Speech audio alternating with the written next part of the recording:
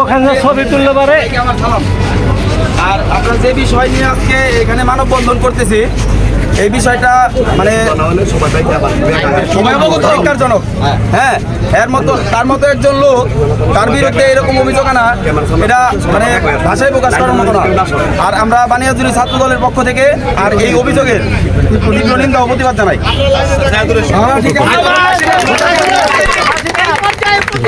বক্তব্য রাখছেন বানিয়াজুরি ইউনিয়নের যুবদল নেতা, যুবদল সভাপতি সুজন আহমেদ। সুজনকে আমি বক্তব্য রাখার জন্য আহ্বান করছি। মূল কথাটা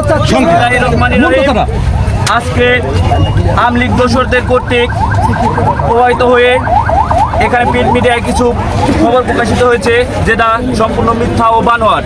আমরা বানিয়াজুরি ইউনিয়ন বিএনপির সভাপতি অ্যাডভোকেট ইউসুফের বিরুদ্ধে যে মিথ্যা বানোয়াট অভিযোগ আনা হয়েছে, খবর প্রকাশিত হয়েছে, এর তীব্র নিন্দা ও প্রতিবাদ জানাই।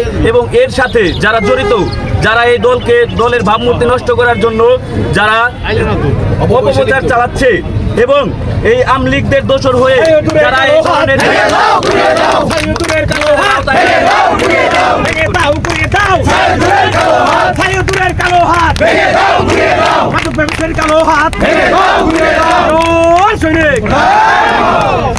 ধন্যবাদ জানাচ্ছি সুজনকে।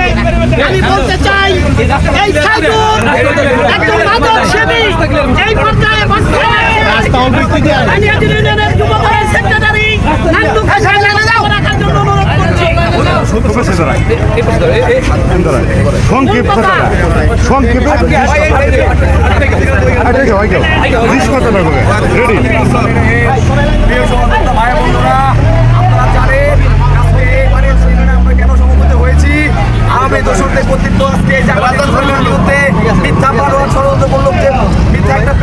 তার বিপক্ষে আজকে সকলে আজকে আমরা বিক্ষোভ মিছিল করতেছি। আজকে আওয়ামী লীগের পতন হয়েছে, কিন্তু পতন হয় নাই বাংলাদেশ থেকে সরাসরি বেতন তাদের পতন কি হয়েছে ভাইরা।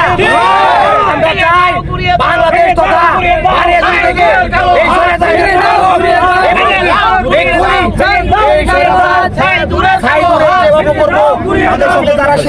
তাদের সাথে যারা সম্পৃক্ততা আছে তাদের আইনের আওতায় এনে কঠিন হস্তে বিচারের অধীনস্থ করে বিচারের আওতায় এনে তাদের কঠিন বিচারের মুখোমুখি করা হবে।